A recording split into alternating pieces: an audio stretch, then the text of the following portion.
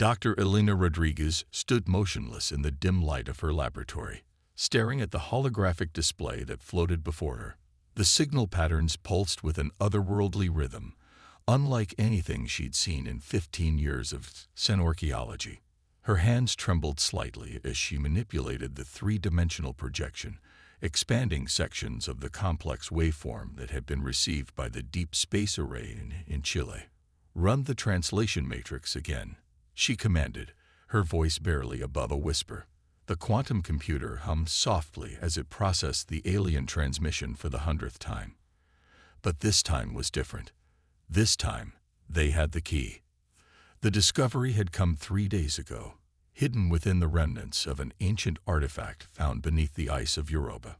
A simple crystalline structure that had initially appeared damaged turned out to be an alien Rosetta Stone, a universal translation key left behind by someone, or something. The holographic display flickered, and symbols began materializing in the air before her. Elena's heart raced as she watched the alien script transform into readable text. Her eyes widened as the message took shape, and she immediately reached for her quantum comm unit. "This is Dr. Rodriguez. Get me Director Chen. Authorization code Echo 97 Delta. Priority Black." 12 hours later, Elena stood before the United Earth Defense Council, her presentation ready but her stomach in knots. The chamber was filled with representatives from every major nation, their faces illuminated by the soft blue glow of data screens. Director Chen sat at the center, his weathered face betraying no emotion as he studied the preliminary report. "Dr. Rodriguez," he said, his voice carrying easily through the vast chamber, "you're certain about this translation?" Elena stepped forward, activating her holographic display. The alien message appeared above the council table, rotating slowly. "Yes, Director. We've verified it through 3 different quantum computers and cross-referenced it with every known linguistic database. The message is genuine, and its implications are significant." The chamber fell silent as the translation appeared beside the alien script. "To the inheritors of Sol, you have been watched. The Nexus approaches. 30 days remain. They consume all. Individual thought is aberration. Unity through conformity.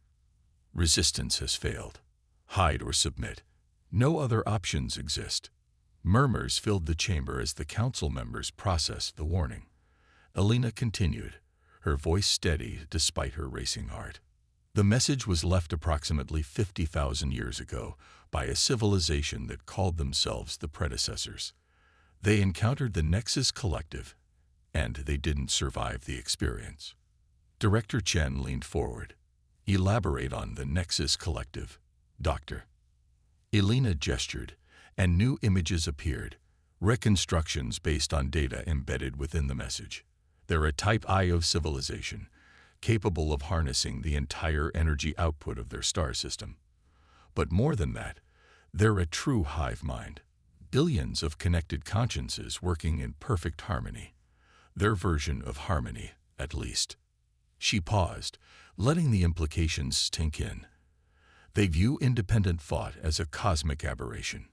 Individual consciousness is, to them, a disease that must be cured. They don't just conquer civilizations, they absorb them, forcibly connect them to their collective consciousness. And they're coming here, to Earth." The Brazilian representative's voice quavered slightly. "Yes. The Deep Space Arrays have already detected their quantum wake signatures, multiple vessels, massive ones, moving through subspace. The predecessor's warning was precise. 30 days until they reach our solar system." The chamber erupted in concerned discussion, but Director Chen raised his hand for silence. "Dr. Rodriguez, in your analysis of the predecessor's data, did you find any weaknesses? Any way to fight back?" Elena's expression shifted, a slight smile playing at the corners of her mouth. "Actually, yes. But it's not what you might expect. The Nexus Collective's greatest strength is also their fundamental weakness, their perfect unity, their singular consciousness. It makes them predictable. They literally can't think outside their collective box." She brought up new displays, showing complex behavioral analyses. Every encounter recorded by the predecessors followed the same pattern. The collective cannot comprehend or effectively counter truly independent action. Their responses are optimal but utterly predictable. They expect every civilization to behave according to their game theory models. And how does this help us? The Chinese representative asked, leaning forward. Because humanity's greatest weakness might just be our greatest strength, Elena replied, her eyes bright with realization. We're fractious, unpredictable, individual. We don't think as one, and we never will. The collective's models can't predict what they can't understand, and they fundamentally cannot understand us. Director Chen stood, his expression thoughtful. Dr. Rodriguez, are you suggesting we might have a chance against a Type IO civilization simply because we're chaotic? Not just chaotic, Director. Creative. Individual. The predecessor's data shows the collective hasn't faced real resistance in over 10,000 years. They've grown comfortable in their superiority. They expect submission or hideously inefficient resistance. They've never encountered a species that might actually welcome a fight. The chamber fell silent as the implications sank in. Humanity, with its countless cultures, its endless arguments, its beautiful chaos of individual thoughts and dreams, might be uniquely suited to face this threat. Director Chen smiled for the first time. Then perhaps it's time we showed them something new. He pressed a button on his console, and the chamber's security level increased. What I'm about to share has been classified at the highest levels for the past 50 years. New holograms appeared, showing massive underground facilities and orbital construction yards hidden throughout the solar system. We've been preparing for something like this, not because we knew they were coming, but because we knew someone would eventually. Elena stared at the images in wonder. Sleek vessels of obvious human design, but incorporating technologies she'd never imagined possible. Quantum drives, consciousness disruption fields, weapons that could target the very fabric of space-time. Project Aurora, Chen explained, humanity's insurance policy against the stars. And now, thanks to your discovery, Dr. Rodriguez, we know exactly how to use it. He turned to address the full council. The Nexus Collective expects us to cower or submit. Instead, we're going to show them something they've never seen before. Humanity united, but not uniform. Fighting as one, but thinking as many. Elena felt a shiver run down her spine as she watched the council members nod in agreement. The Nexus Collective was coming to absorb Earth into their perfect, predictable unity. Instead, they would face humanity in all its chaotic, creative glory. And for the first time in 10,000 years, the collective would learn what it meant to fear. In the depths of space, quantum wake signatures continued their steady approach toward Sol. The Nexus Collective's vast consciousness contemplated the primitive civilization they would soon enlighten, their models predicting a 99.9% chance of standard submission patterns. They were about to learn how wrong a single consciousness could be. Commander James Chen stood at the observation deck of the Aurora station, watching as construction drones swarmed around the massive vessels taking shape in the orbital shipyards of Titan. Saturn's largest moon had proven the perfect cover for humanity's secret fleet, its thick atmosphere and electromagnetic interference naturally masking the enormous energy signatures of their work. Status report, he commanded, his eyes fixed on the largest ship under construction. The vessel's quantum steel hull absorbed nearly all light, making it appear as a ship-shaped void against the stars.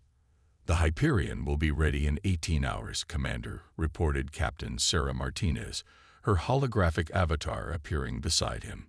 The quantum core is stable, and weapon systems are at 97% functionality. The rest of Battle Group Alpha will be combat-ready in 22 hours.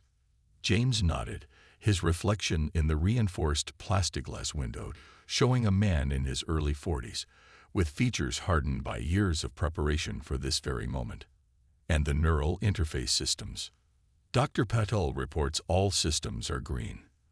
The quantum AI is successfully predicting collective behavioral patterns based on the predecessor data. We're as ready as we'll ever be, sir. 26 days. That's all they had left before the main collective fleet arrived. But their scout ships would be here much sooner. James had studied every scrap of data from the predecessor archives, learning everything he could about how the collective thought and fought. Their arrogance would be their undoing. Commander, Martinez's avatar flickered with urgency. We're detecting quantum wake signatures at the edge of the Kuiper belt. They're early. James straightened, his voice calm but commanding.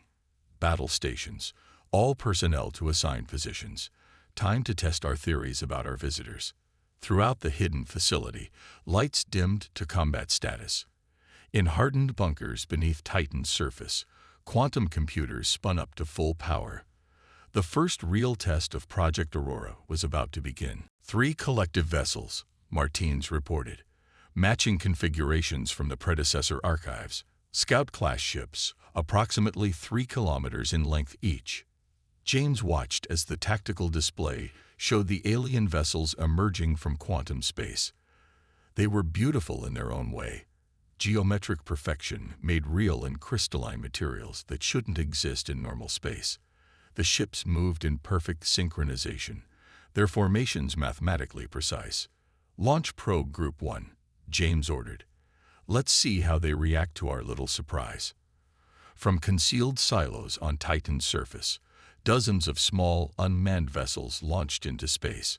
To conventional sensors, they appeared to be nothing more than routine mining drones, the kind of automated technology the collective would expect from a primitive civilization. The scout ships reacted exactly as predicted, moving into a standard observation formation while keeping their primary weapons powered down. They clearly didn't consider the approaching drones a threat. Quantum fields at full power, Martins announced. Ready on your command. James allowed himself a small smile. Execute Phase 1. The mining drones suddenly accelerated, their outer shells dissolving to reveal advanced quantum weaponry. But more importantly, each drone carried a specially designed consciousness disruption field. Technology reverse-engineered from fragments of predecessor data. The effect was immediate and dramatic.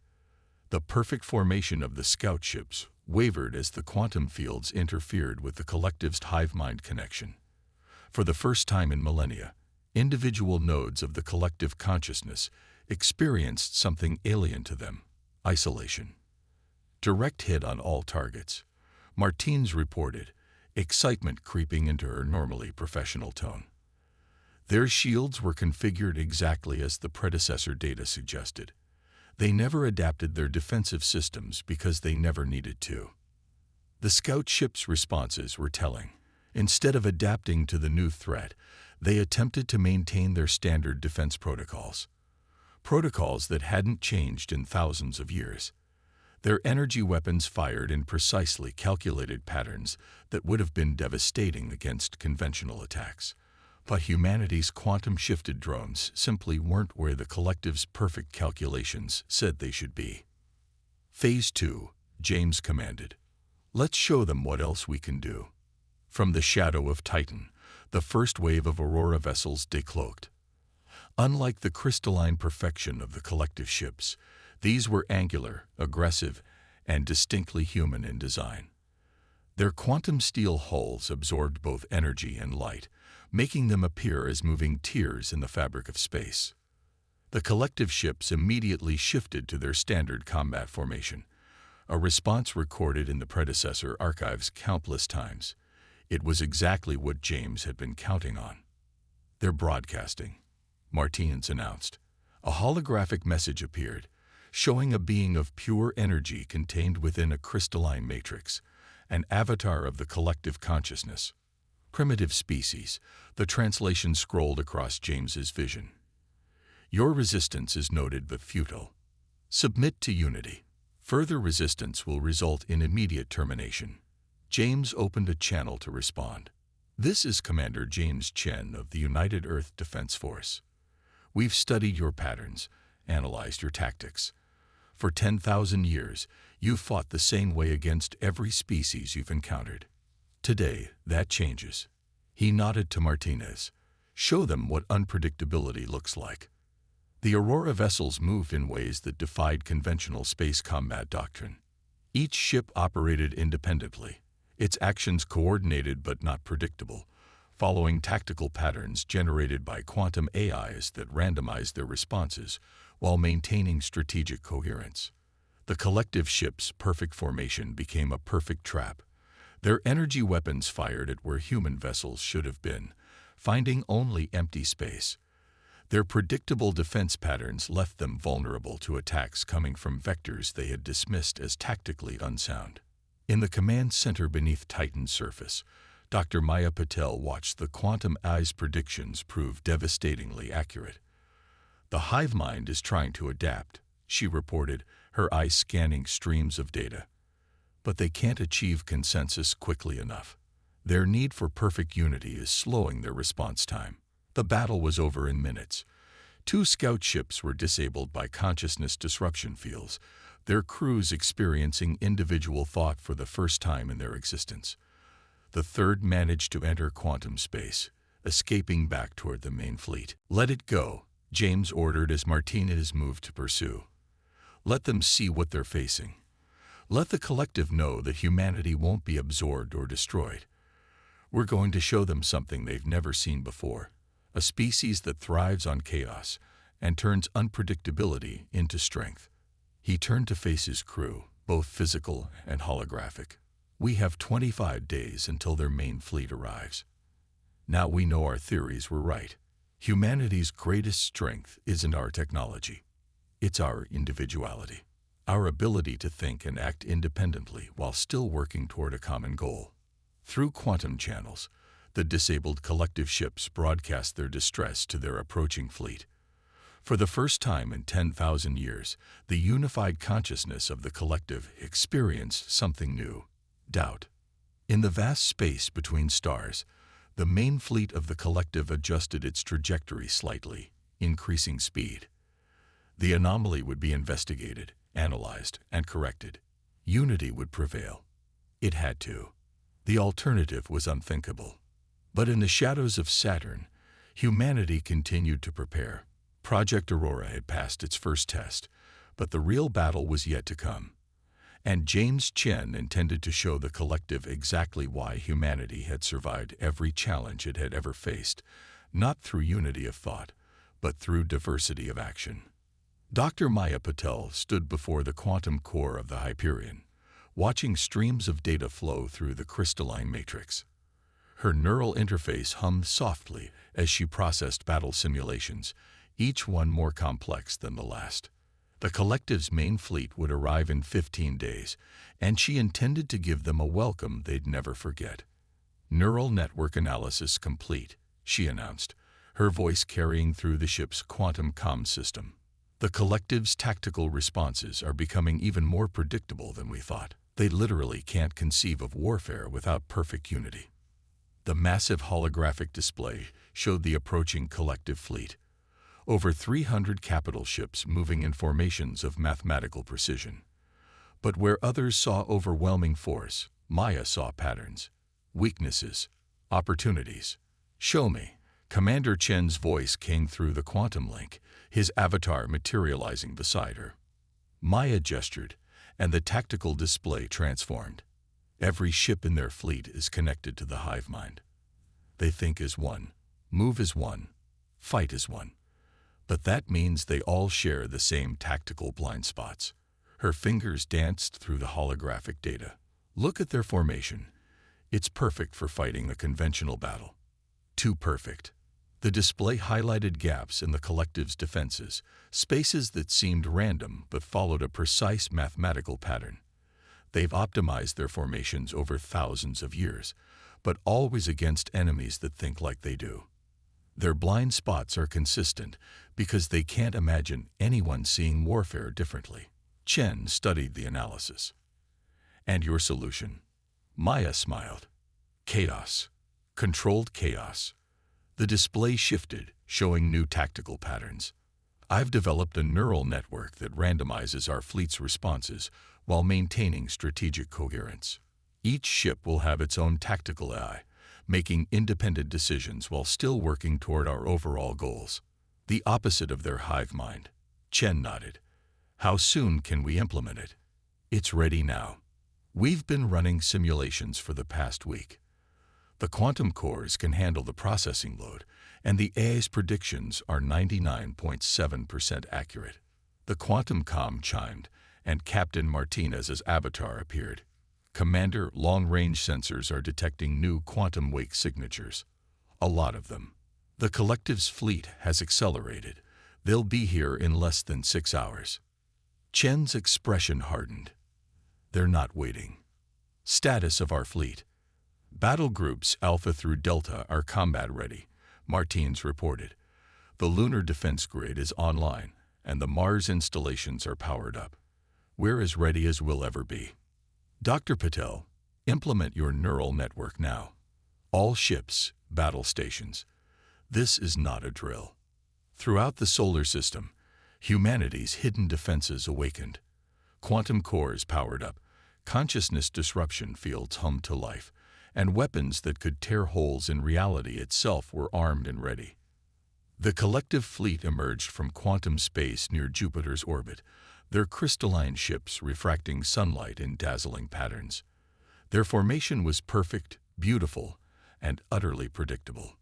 They're broadcasting, Martins announced. The message appeared across all channels. Your resistance is futile. Your primitive attempts at warfare have been analyzed and found wanting. Submit to unity or face extinction. You have 1 hour to comply. Maya's hands flew over the quantum interface. Their tactical systems are exactly as predicted. They're scanning for conventional weapons and defenses. They can't even see our quantum technology because they're not looking for it. Chen opened a channel to all Earth forces. This is Commander Chen. You all know what we're fighting for. Humanity has faced extinction before, from nature, from ourselves, from the cosmos itself. Each time, we've survived not because we think alike, but because we think differently. Today, we show the galaxy why diversity is strength. Execute battle plan Silent Strike. Maya activated her neural network, and humanity's fleet began to move. Each ship followed its own unpredictable pattern, while maintaining strategic coordination through quantum-linked AIs. To the collective sensors, it must have looked like chaos. The battle began with a strike they never saw coming. Quantum mines, deployed weeks ago throughout the outer solar system, activated simultaneously. The consciousness disruption fields created gaps in the collective's hive mind, causing momentary but crucial disruptions in their perfect unity. In that moment of confusion, Earth's fleet struck. Ships appeared from seemingly impossible angles, their quantum-shifted drives allowing them to ignore conventional laws of physics. Weapons fire came from vectors the collective's perfect calculations said were impossible. The hive mind tried to adapt, but their need for consensus slowed their responses. Every tactical decision had to be approved by the entire consciousness. Every adaptation had to be perfect. And in war, as humanity had learned centuries ago, perfect is often the enemy of good enough. Maya watched through her neural interface as her predictions proved accurate. The collected ships maintained their rigid formations, even as those formations became death traps. Their energy weapons fired in precisely calculated patterns that hit nothing but empty space. Second wave, execute now, Chen commanded.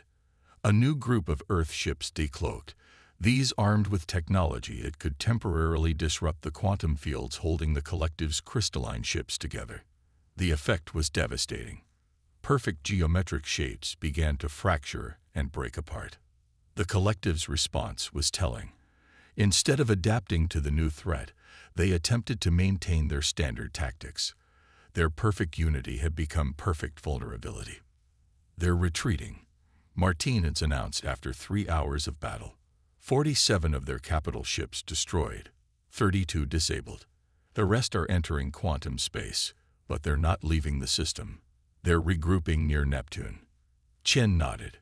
As expected, They can't comprehend defeat, so they'll try again. But this time, they'll attempt to perfect their response to our tactics, which is exactly what we want. Maya added, her eyes still on the quantum data streams. They'll analyze this battle and develop a perfect counter-strategy for tactics we won't use again. Our neural network is already generating new attack patterns. Through quantum channels, they intercepted fragments of the collective's communications. For the first time in their history, different nodes of the hive mind were experiencing doubt. Some wanted to retreat and analyze this new threat. Others demanded immediate retaliation. Perfect unity was beginning to show cracks. In the vast darkness near Neptune, the collective fleet regrouped, their hive mind struggling to understand what had happened. They had fought thousands of battles across millions of years. They had absorbed countless civilizations into their perfect unity, but they had never encountered anything like humanity, a species that turned unpredictability into strength and chaos into victory. The real battle was yet to come, but humanity had proven something important. The stars themselves would learn to fear Earth's creative fury. A quantum ripple spread through the solar system as the collective's reinforcements arrived. Their crystalline ships emerged from hyperspace in perfect geometric patterns, filling the void between Neptune and Uranus with lethal beauty. 2,000 vessels strong, it was the largest fleet they had deployed in 5,000 years. Elena Rodriguez watched from the Quantum Observatory on Mars, her expert eyes reading the patterns of their arrival. They're not just angry, she transmitted to Commander Chen. They're afraid. Look at their formation. They're compensating for uncertainty. The hive mind is experiencing emotions it hasn't felt in millennia. The Hyperion's quantum core pulsed as Chen processed this information. They had bloodied the collective's nose in the first major engagement, but this was different. This was their full might, a force that had conquered countless civilizations. Dr. Patel, status of the neural network. Maya's avatar shimmered into existence, her expression focused. The quantum AI has analyzed their new formations. They're trying to adapt, but they can only do so within the framework of their unified consciousness. Their tactical innovations are predictable. The massive holographic display showed the collective fleet's movements. Their ships had arranged themselves in a complex three-dimensional lattice designed to eliminate the blind spots humanity had exploited in their previous encounter. It was a perfect response to their last battle. Execute Operation Echo, Chen commanded. Throughout the solar system, humanity's response began. Quantum signals pulsed through hidden relays, activating devices planted throughout the outer system over decades of secret preparation. Consciousness disruption fields began to fluctuate in random patterns, creating a quantum static that interfered with the collective's hive mind communication. The effect was immediate. The perfect lattice of their formation wavered as individual ships struggled to maintain their connection to the group mind. For the first time in their history, fragments of the collective began experiencing something terrifying: individuality. All ships, execute attack pattern Delta, Chen ordered. Remember your training. Every ship fights its own battle, but we win as one. Earth's fleet emerged from hiding, but not as a unified force. They came in waves, each ship following its own AI-generated tactical pattern. Some appeared to flee, drawing collective ships into prepared traps. Others engaged in seemingly suicidal attacks that turned into devastating ambushes. The collective's response was telling. Their ships tried to maintain formation even as that formation became meaningless. Their perfect unity had become a perfect weakness. They're trying to adapt, Maya reported, her fingers dancing through streams of quantum data. But their adaptations are fractured. Different segments of the hive mind are reaching different conclusions about how to respond. They're experiencing tactical disagreement for the first time in their history. The battle spread across the outer solar system. Earth ships used quantum drives to appear and disappear at will, striking from impossible angles. The collective's energy weapons fired in mathematically perfect patterns at targets that refused to follow mathematical logic. Consciousness disruption fields at maximum power, Elena announced from Mars. The hive mind is showing signs of strain. Their unity is breaking down. The quantum AI's predictions proved devastatingly accurate. The collective ships, unable to achieve consensus quickly enough, began responding individually to threats. Some maintained their original tactics. Others attempted to adapt. The perfect unity of their consciousness was fragmenting under the stress of actual combat. New quantum signatures detected, Captain Martinez reported. They're bringing in their planet killer vessels. 3 of them, emerging near Saturn's orbit. The massive ships materialized in normal space, each one larger than Earth's moon. Their crystalline surfaces pulsed with enough energy to tear a planet apart. This was the collective's final argument, the threat they had used to force submission from countless civilizations. Chen smiled. Just as predicted. Dr. Patel, execute the final phase. Maya's quantum programs activated. Hidden throughout the solar system, consciousness disruption fields began to pulse in a new pattern, not random this time, but precisely calculated. The effect targeted the planet killer vessels specifically, exploiting the massive quantum networks required to coordinate their immense power. The result was catastrophic for the collective. The planet killers, requiring perfect synchronization to function, began to destabilize. Their crystalline structures, designed to channel unimaginable energies, started to fracture under the strain of conflicting commands from different fragments of the hive mind. All ships, clear the blast radius, Chen ordered. Let them see what happens when perfect unity fails. The planet killers exploded in a cascade of quantum energy, their destruction creating ripples in spacetime itself. The blast consumed nearly a third of the collective's remaining fleet, while Earth's forces, forewarned and prepared, had already moved to safe positions. The remnants of the collective fleet began to retreat, but not in the perfect order that had marked their earlier withdrawal. Some ships fled immediately. Others attempted to maintain formation. Still others tried to continue the fight. Their hive mind, stressed beyond its limits, was experiencing something new: chaos. They're broadcasting, Martinez announced. But instead of their usual unified message, multiple signals came through, each slightly different. The perfect voice of the collective had become a chorus of competing thoughts. Victory confirmed, Chen transmitted to all Earth forces. But remain alert. This battle is won, but the war isn't over. The collective will return, and next time, they'll be fighting for something more than conquest. They'll be fighting for the survival of their way of life. In the quantum observatory on Mars, Alina studied the retreating fleet with a mixture of awe and concern. We've done more than defeat them, she realized. We've introduced them to doubt, to uncertainty, to individual thought. For a species that has known only perfect unity for thousands of years, we've shown them something they can never unsee, Maya finished. The power of individual action, of tactical creativity, of controlled chaos. The solar system grew quiet again as the last collective ships flood into quantum space, but in the vast darkness between stars, something unprecedented was happening. The hive mind that had maintained perfect unity for millennia was experiencing its first civil war as different fragments argued over how to respond to this catastrophic defeat. Humanity had not just won a battle. They had planted the seeds of revolution within the collective itself. The quantum wake signatures of the approaching collective ships lit up the void near Jupiter like a meteor shower. But this time, something was different. Their perfect formations had been replaced by scattered groups, their unity fractured by the seeds of doubt humanity had planted.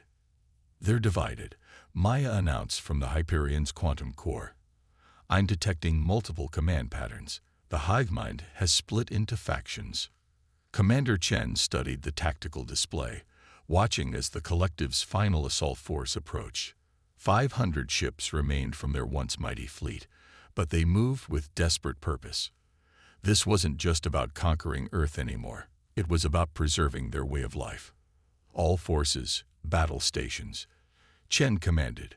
This is their last push. They'll fight to the death to prove their philosophy of perfect unity is superior to our individualism. Earth's fleet waited in the shadow of Jupiter, their quantum steel hulls absorbing light and energy. They had learned from every engagement, adapted their tactics while the collective struggled with the concept of change itself. The neural network had evolved, becoming more unpredictable with each battle. The collective's first strike was savage but uncoordinated. Different groups of ships followed different tactical doctrines, their actions betraying the civil war raging within their hive mind. Some maintained their traditional perfect formations. Others attempted to mimic humanity's unpredictable patterns, but without the independence of thought that made such tactics effective. "Execute final echo," Chen ordered. The trap they had prepared over the past week snapped shut. Quantum mines seeded throughout Jupiter's magnetic field activated simultaneously. Consciousness disruption fields rippled through space in carefully calculated patterns, targeting the fracture lines already present in the collective's group consciousness. The effect was devastating. The hive mind shattered. Individual ships suddenly found themselves truly alone, their crews experiencing independent thought for the first time in countless generations. Some froze, paralyzed by the newfound silence in their minds. Others panicked, their weapons firing wildly at imagined threats. "All ships, engage," Chen commanded. "Remember, we fight as individuals, we win as one." Earth's fleet struck from multiple vectors, each ship following its own AI-generated tactical pattern, while maintaining strategic coordination through quantum links. The contrast couldn't have been starker. Humanity's controlled chaos against the collective's collapsing order. Elena watched from the Mars Observatory as the battle unfolded. The predecessor data never suggested this was possible. She transmitted, "We haven't just defeated them militarily. We've shown them an alternative to their perfect unity." The battle near Jupiter became a revolution. As the consciousness disruption fields continued their work, more collective ships began to display signs of independent action. Some turned their weapons on their former fleetmates. Others attempted to flee. A few even tried to surrender, a concept that had been alien to the collective for millennia. "They're broadcasting," Martinez announced. But instead of the usual unified message, hundreds of individual signals filled the quantum channels. The voice of the collective had become a chorus of competing thoughts, ideas, and emotions. The final hour of battle transformed into something unprecedented. Nearly a third of the remaining collective ships turned against their companions, their crews choosing individual thought over enforced unity. The others fought with increasing desperation, trying to maintain their connection to the hive mind, even as it crumbled around them. When the quantum echoes finally faded, the solar system fell silent. The remains of the collective fleet hung in space around Jupiter, some destroyed, others disabled, and many having surrendered to Earth's forces. "Victory confirmed," Chen transmitted to all Earth forces. "But this isn't just our victory. This is a victory for the right to think differently, to be individual, to choose one's own path." In the aftermath, as Earth's ships began rescue operations for the surrendered collective vessels, Elena made a startling discovery. The quantum readings from the surrendered ships, she reported. Their crews, they're maintaining small group connections. Not a hive mind, but something new. Voluntary sharing of thoughts while maintaining individual identity. Maya's analysis confirmed it. They're evolving. Learning to balance unity with individuality. We didn't just defeat them. We showed them a new way to exist. The impact of Earth's victory rippled through the galaxy. The message carried by quantum wake signatures told of a primitive species that had not only defeated the mighty collective, but had transformed them. Humanity had proven that strength lay not in perfect unity, but in the beautiful chaos of individual minds working together by choice. 1 month after the final battle, the first diplomatic mission from the transformed collective arrived at Earth. Their ships no longer displayed perfect geometric patterns, instead showing signs of individual modification and creativity. They came not to conquer, but to learn. Commander Chen stood in the United Earth Council chamber, addressing the assembled leaders and the collective representatives. "Today marks a new chapter in galactic history," he declared, "not because of our military victory, but because we've proven that diversity of thought is the greatest strength any species can possess." The collective diplomat, once a node in a vast hive mind, now an individual who chose to share thoughts with others, responded with a concept that would have been impossible months ago. "We come seeking not unity, but understanding. You have shown us that true strength lies not in thinking as one, but in choosing to work together while thinking differently." As humanity prepared to take its place among the stars, they carried with them a profound truth. The greatest victories come not from overwhelming force, but from showing others a better way to exist. The silent stars would remember this lesson for millennia to come. In the vast darkness of space, consciousness disruption fields continued to ripple through the galaxy, carrying with them the seeds of revolution. The age of enforced unity was over. The era of chosen cooperation had begun, and humanity, the species that had dared to think differently, would lead the way into this new dawn.